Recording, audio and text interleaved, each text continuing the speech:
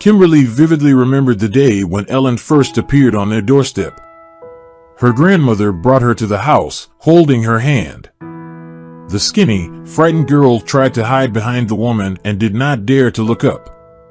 Kimberly remembered how decisively she reached out her hand to Ellen and cheerfully offered, "Let's make friends. My name is Kimberly, and this is my grandmother." These words made the strange girl even more confused, and tears appeared in her eyes. "No, mine," she said quietly. Greta decided to intervene so that the girl's introduction did not turn into a quarrel. In a conciliatory tone, but strictly enough, she said, addressing both of them, "Now I am your common granny, and I do not allow anyone to argue and quarrel. We will live peacefully and amicably, and you will definitely become real sisters." With these words, she pulled both orphans to her and hugged them with all the tenderness and love that her big heart was capable of. Kimberly immediately found out that the new girl was a year younger than her, and this discovery calmed her down a bit. Feeling more grown up at 6, she decided to take care of her newly acquired younger sister. Ellen, who had recently lost her mother, often cried at first and asked Greta to take her to her. Kimberly saw that her grandmother was very upset every time she heard these words. She used to take Ellen on her lap and began to calm and comfort her. It made Kimberly sad too, and in such moments, she moved closer to her grandmother and tried to press her cheek at least a little against the warmth of her body.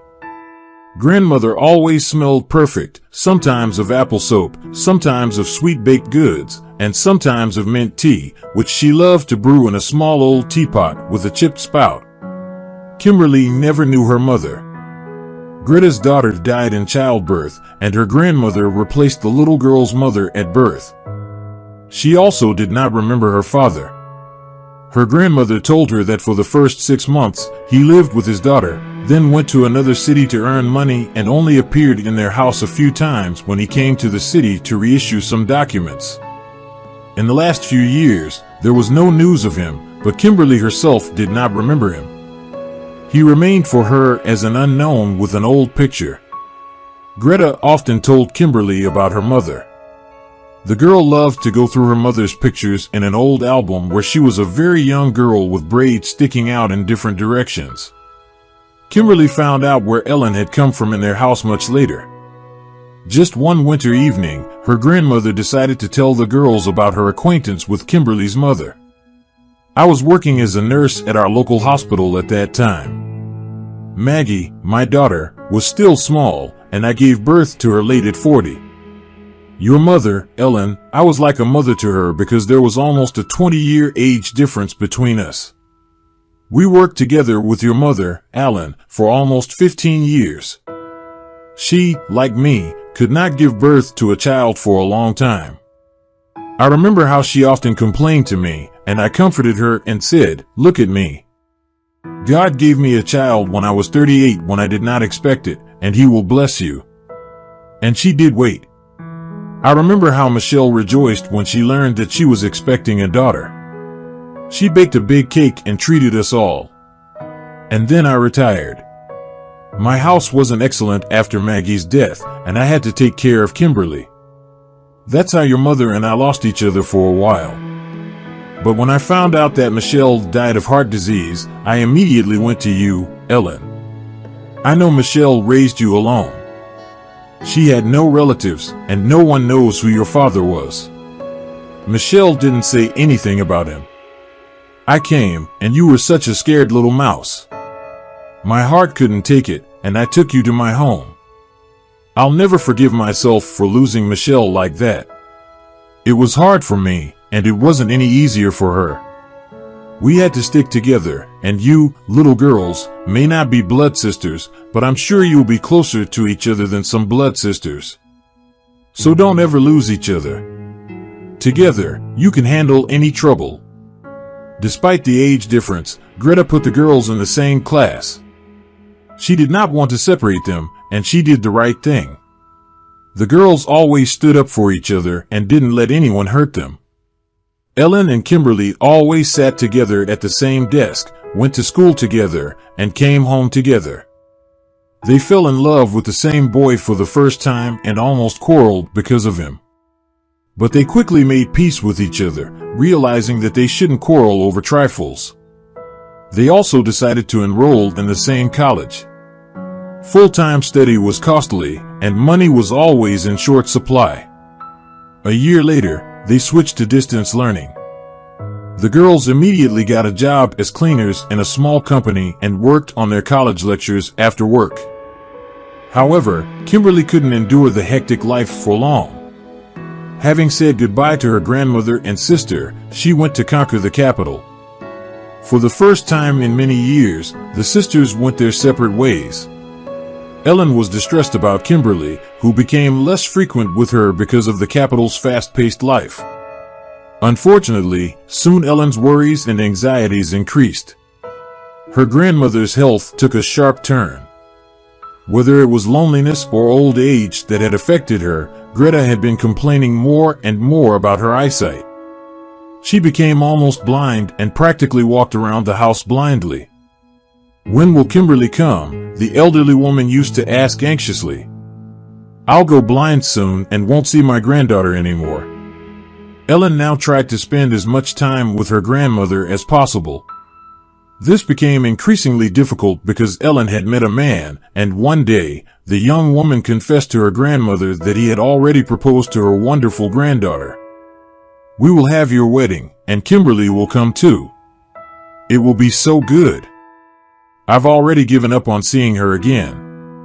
"A city dweller has forgotten about us," Greta said. Ellen called her sister, and she seemed happy for her. But Kimberly's voice was somewhat distant and seemed a little upset. "What's going on with you? Why haven't you called? Grandma has become very ill.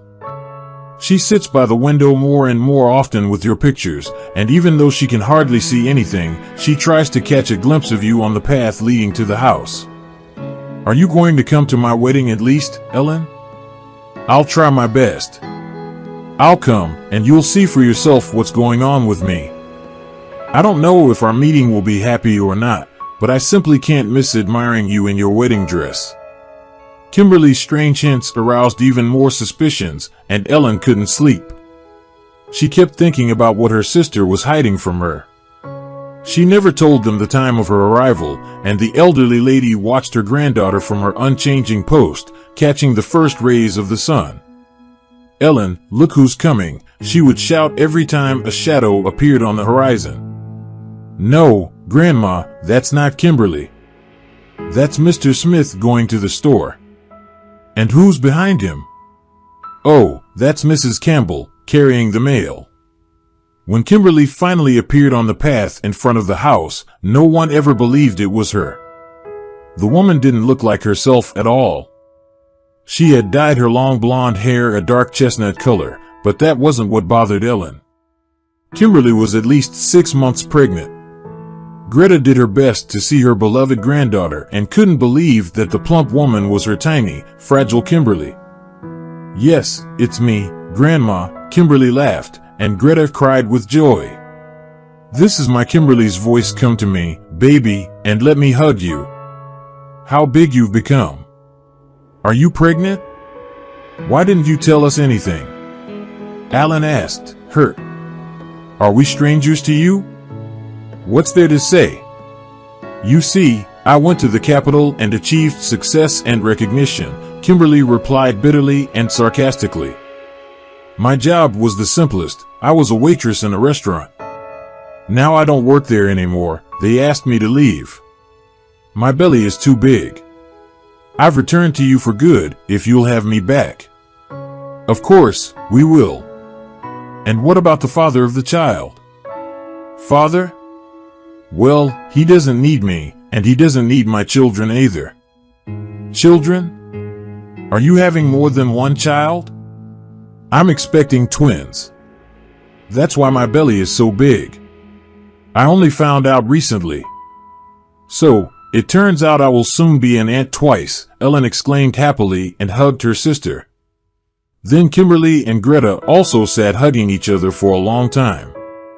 Kimberly cried like a child, complaining about her fate, and her grandmother pitied her like she did when she was a child. "Kimberly, what happened to your man? Did he chicken out?" Greta asked carefully. "Perhaps he got scared, or maybe he listened to his mother. I thought he loved me, and I trusted him, but it turned out to be a mommy's boy. His mother taught him to leave me, and he obeyed like a trained puppy. I cried for a whole week. I couldn't even go to work. And when I finally did, I was told that I was laid off. I tried to find a job in the capital, but worked somewhere else for a while. But who needs a pregnant woman? It's a good thing Ellen called and invited me home. Otherwise, I probably wouldn't have dared to show up like this, a complete failure and pregnant too. Don't talk nonsense. This is your home. You are welcome here at any time of day or night," said Grandma sternly and kindly, like she used to in childhood, "and your children will be welcome here too."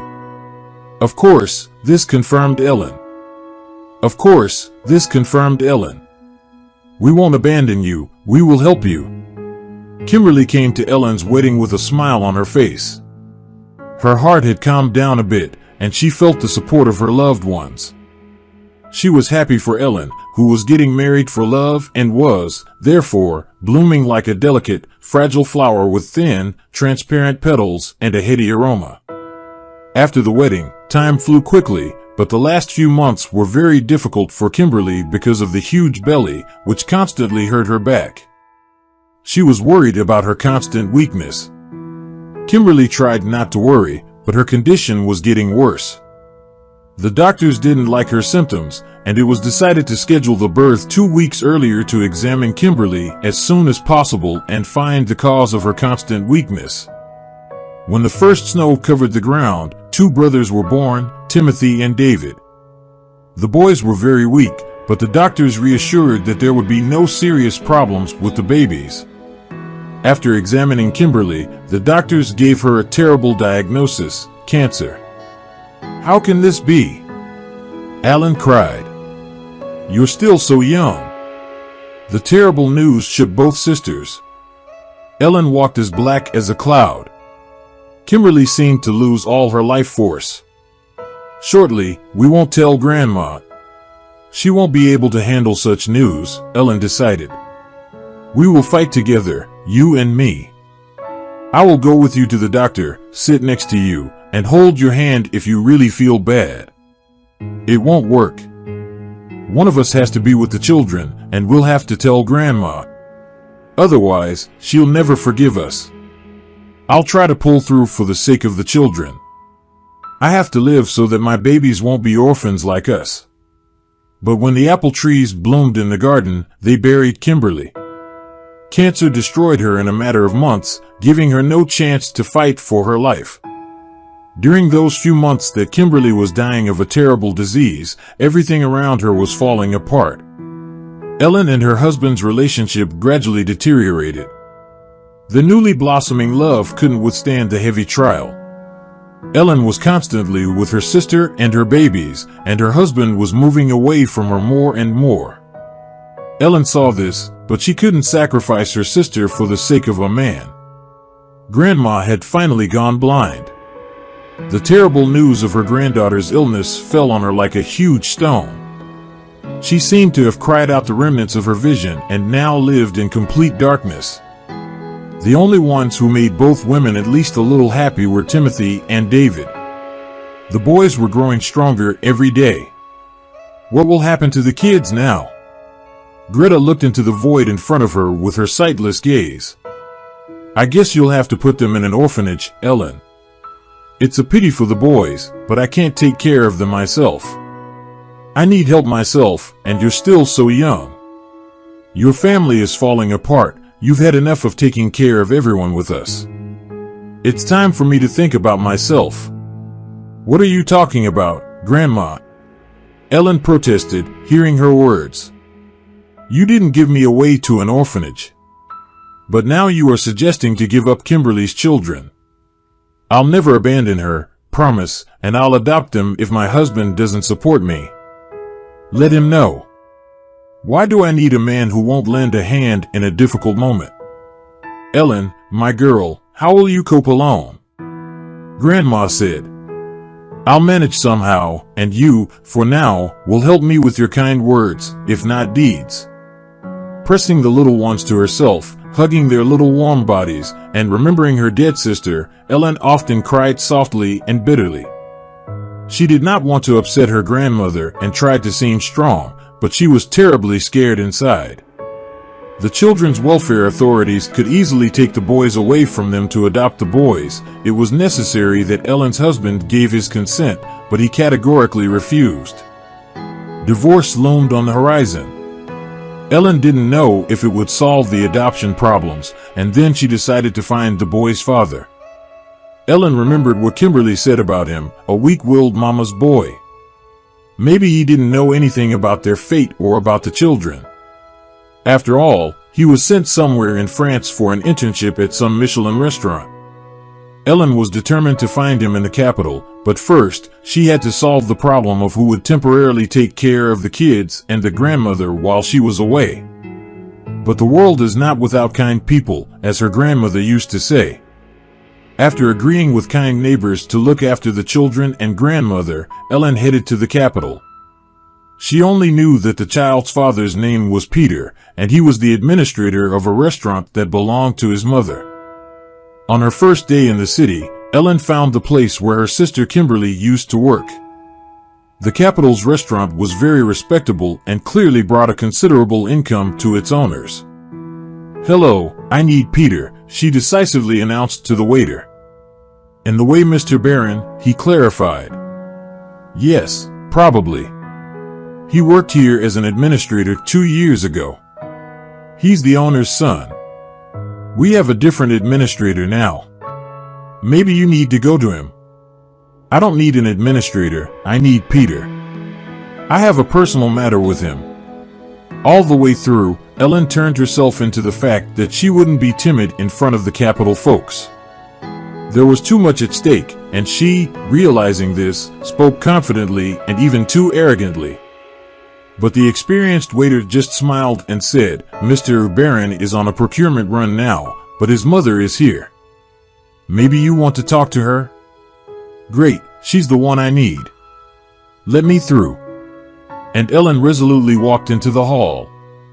There were many visitors, but with some unerring intuition, she identified the owner as a stately, slender lady, closely watching how a young man and men in impeccably formal uniforms were bustling between tables.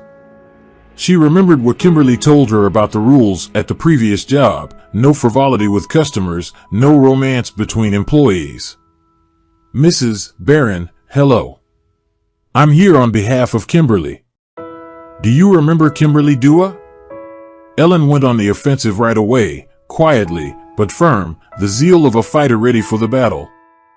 To say that Peter was shocked after hearing Ellen's story would be an understatement. He didn't try to justify himself. Ellen already understood that he had no idea that his ex-girlfriend had given birth, let alone to twins. And the news of Kimberly's death had left him stunned. He was convinced that she had left him, gone somewhere unknown, and got rid of the pregnancy, as his mother had told him. He didn't have her home address, and, to his great shame, he didn't bother to find out or even call her. If she didn't wait for him in France, it was fate. After listening to Ellen, he didn't start to find out the details of the role his mother had played in all this. It was all behind him, and nothing could be undone.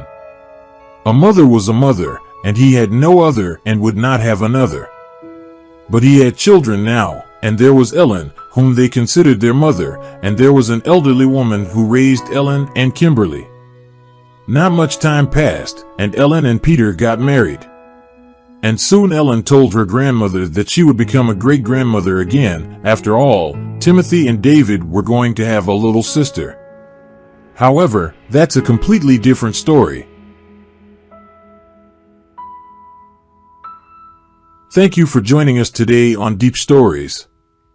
Be sure to like and subscribe and hit that notification bell so you don't miss out on our next video.